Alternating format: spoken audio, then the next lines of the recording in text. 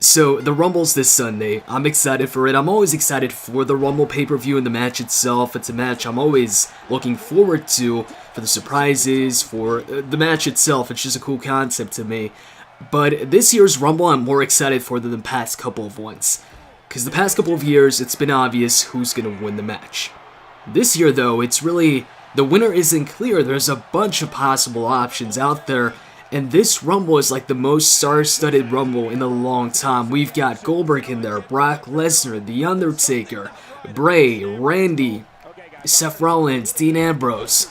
Like, a lot of top stars are in the Rumble match. And that's without counting the returns. We could see Angle, we could see Finn Balor, and speaking of Angle, he was supposed to commentate on the wrestling show on, I think, Saturday, or, the Rumble weekend, but they actually took him off of that, so he won't be there anymore. So that might be because they need him for the Rumble. Or it also could just mean that they didn't want Kurt Angle on TV on another promotion while he's under contract with the WWE. And also, speaking of Finn, initially I thought this Rumble was going to be obvious. I was like, Finn's going to return in the Rumble, win the match, and he's going to go for the championship that he never lost. But then as the weeks went by, I'm like, yo, this is getting harder and harder to predict. I'm not sure if Finn's going to win this anymore. I'm not even sure if he's going to show up in the Rumble match. So heading into the Rumble this Sunday, I want to go over the 4 or 5 guys that I think could win the match, but I want to dedicate a video to every single one and explaining why I think they could win it. So I'm starting off with The Undertaker here, but if you guys want to see a video for each one of those guys, then hit that like button and let's get this video to over 100 likes. And with that said, let's start this. So first off, one of the biggest matches that we've yet to see from the WWE, something people have been requesting for a long time, something people have been wanting to see for a long time, is, well, I'll take that back because they've done it before, but when they did it, the guys were actually, one of the guys wasn't in his prime, he wasn't the guy that we know today. And now I'm talking about John Cena versus The Undertaker. The match has taken place in the past, but that was in the past. That was when it was early John Cena, not the current John Cena, not multi-time world champion Cena or Super Cena. The people want to see the current John Cena versus Taker.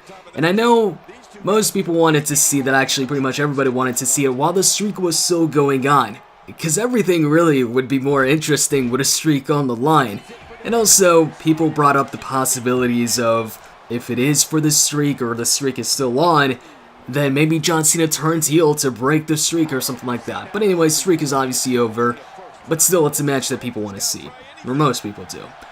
And now they've got like this perfect opportunity for a match between the two, like a perfect setup right here. You've got John Cena facing off against AJ Styles once again for the title.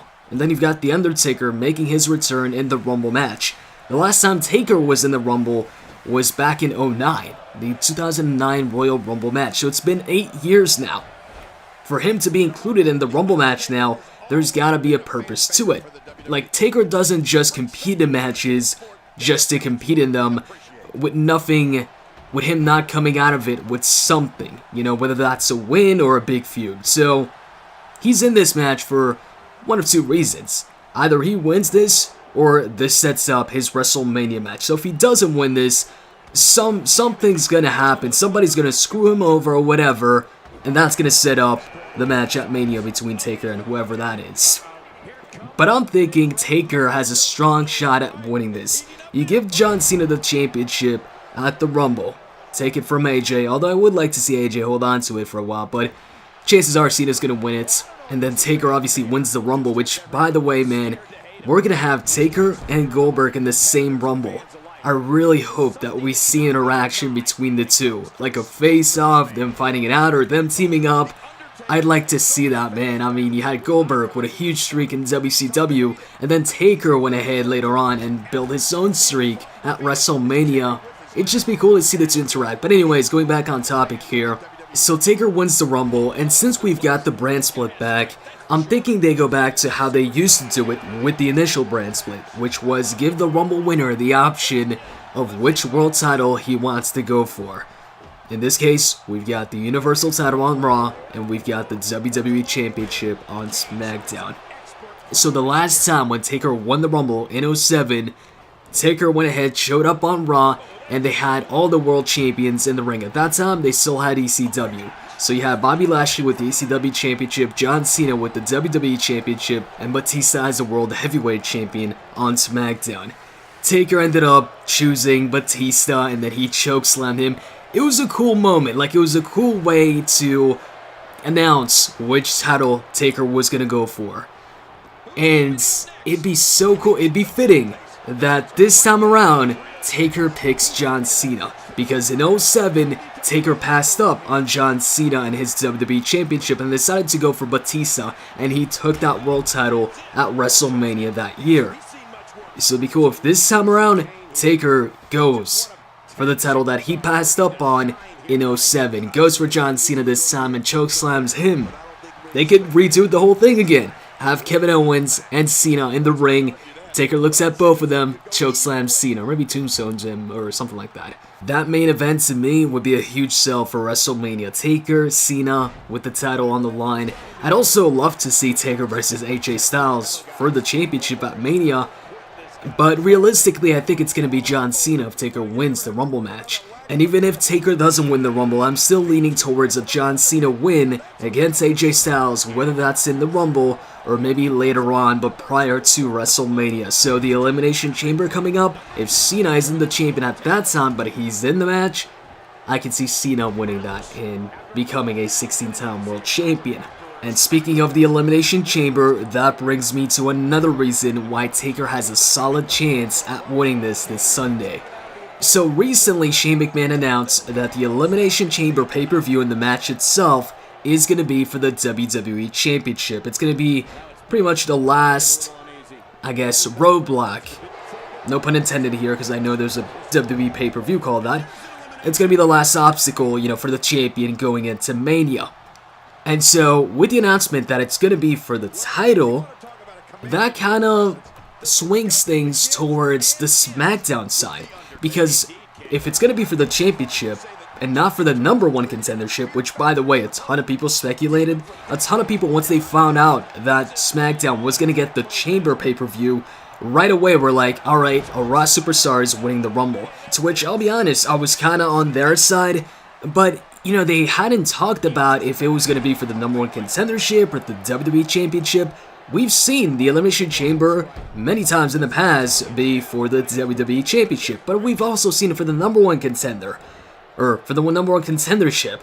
So they were mostly taking it as like something that was confirmed, that I was definitely going to be for the #1 contendership. So hey, if SmackDown's going to determine who goes for the belt that way, then that leaves the Rumble for a Raw Superstar. That's how Raw's going to determine their #1 contender. But now that we know SmackDown's Chamber match is supposedly gonna be for the title, because who knows, they could always change it, that could always be their way of swerving us, because now, as you can see, I'm like, well hey, if that's gonna be for the title, then SmackDown's probably gonna determine their #1 contender by having a SmackDown Superstar win the Rumble match. But they could always change it. They could always go ahead and then say, have a Raw Superstar win it, and be like, alright, well since a Raw Superstar won the Rumble match, we're going to change that Elimination Chamber into a #1 contendership Elimination Chamber match. Who knows? But assuming things stay the same and the Elimination Chamber match on SmackDown isn't for the #1 contendership and instead it's for the title, then that obviously points to SmackDown Superstar winning the Royal Rumble match. That or option B. And as far as what option B is, I'll talk about that in another video if we get to over 100 likes, because I want to focus on the Undertaker here. And Raw can go ahead and sell Fastlane by having the #1 contendership match for the Universal title on that show, because the Elimination Chamber is already a big selling point, I feel, for the Elimination Chamber pay-per-view. It's a cool match. Fastlane, though, it doesn't really have like a cool concept or anything like that. So a good way to entice people to, subscribe to the network to watch Fastlane is to find out who becomes the #1 contender for the Universal title. Now, also, the last time The Undertaker won the Royal Rumble match, it was in 07, and the 07 Rumble was in San Antonio, Texas. And guess where this Rumble is going to be at? San Antonio, Texas. So it seems fitting, and it seems like something they would do just to go ahead and say that The Undertaker is like the only person to win 2 Rumbles in the same place. And also, with The Undertaker winning, they have the option of Taker versus John Cena, obviously, or Taker versus AJ if AJ goes ahead and retains. But they also have the option of Taker versus Roman Reigns, assuming Roman Reigns wins the Universal Championship. And to me, all those options sound good. That's the thing with Taker winning this match. It gives him a lot of good possibilities, a lot of nice main event matches. Roman versus Taker, Taker versus AJ, Taker versus Cena, maybe even Taker versus Kevin Owens. But out of all those possible matches at Mania if Taker wins the Rumble, I definitely think that Taker versus Cena would be the option they go for. Anyways, that's pretty much it as far as my reasons as to why Taker could win the Rumble this Sunday. I think his chances are pretty good, but there's obviously a couple other guys in there this year that also have a strong shot at winning the match this year. Actually, this year it could be a surprise. It could be somebody that isn't announced. Somebody new. There's a bunch of options. But as far as Taker goes, in the comments section, on a scale of 1 to 10, what would you rate or what would you put Taker's chances at? Obviously 10 being he's gonna win the Rumble for sure, and 1 being, yeah, he's just not winning the Rumble this Sunday. So let me know in the comments below. Hope you guys enjoyed this video, and with that said, I'm out guys, see ya.